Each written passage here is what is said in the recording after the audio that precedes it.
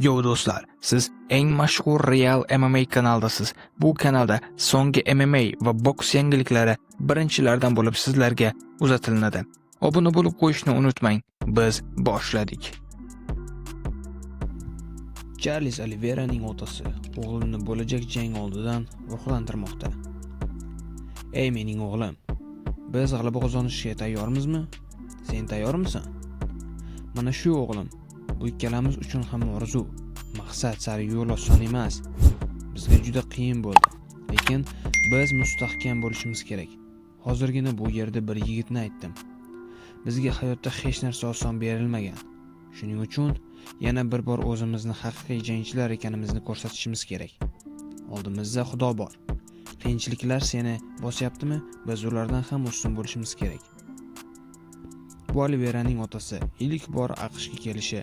Avval u bu mamlakatda hech qachon bo'lmagan. Endi esa u o'g'lini faoliyatidagi eng muhim janglardan birida qo'llab-quvvatlash uchun uning yonida bo'lishga muvaffaq bo'ldi do'stlar. Charles Oliveiraga omad tilab qolamiz do'stlar. Muxlisi bo'lsa kommentariyada yozib qoldiring. Yana asosiy xabarlardan biri, yarim og'ir vazn toifasida o'zbekistonlik UFC jangchisi Bogdan Guskov oktagonga qaytmoqda. ESPN nashrining ma'lum qilishicha, Guskov keyingi jangida ham polshalik Jan Blachich bilan to'qnash keladi. Revansh jangi 10-may kuni AQShning Nyu-York shahrida tashkil etiladigan UFC 328 turnirida o'tkaziladi. Yodingizda bo'lsa, sportchilar o'rtasidagi ilk bellashuv durang natija bilan yakunlangan edi. Ma'lumot uchun, 33 yoshli Bogdan Guskov faoliyat davomida 22 ta jang o'tkazib, 18 ta g'alaba, 3 ta mag'lubiyat va 1 ta durang qayd etgan. U UFC reytingida 9-o'rinni egallab turibdi. Reytingning 5-pog'onasida qayd etilgan 42 yoshli sobiq chempion Jan Blachich esa 29 ta g'alaba, 11 ta mag'lubiyat va 2 ta durang bor. Albatta, Bogdan Guskovga omad tilab qolamiz do'stlar. Iliq fikrlaring bo'lsa, kommentariyga yozib qoldirishingiz mumkin. Asosiy xabarga yetib keldik. Dana White Thomas Pinal bilan gaplashib olishlari kerakligini aytdi.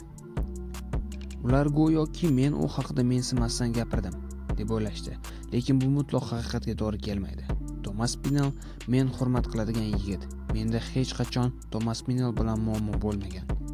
Shuningdek, Dana White Eddie Hearn bilan jangga chiqishga ham tayyorligini aytdi. Qaranglar, agar Eddie urushmoqchi bo'lsa, biz urushishimiz mumkin. Men uni yo'q qilaman. Lekin menimcha Eddie buni xohlamaydi. Chunki bilaman, u qo'rqadi. O'z vaqtida men bu yigitlarning barchasi bilan boks qilganman va hammasini mag'lub etganman, deya aytib o'tdi Dana White do'stlar. Siz nima deb o'ylaysiz? Dana White va Eddie Hearn jangiga o'z fikringizni kommentariyga yozib qoldiring.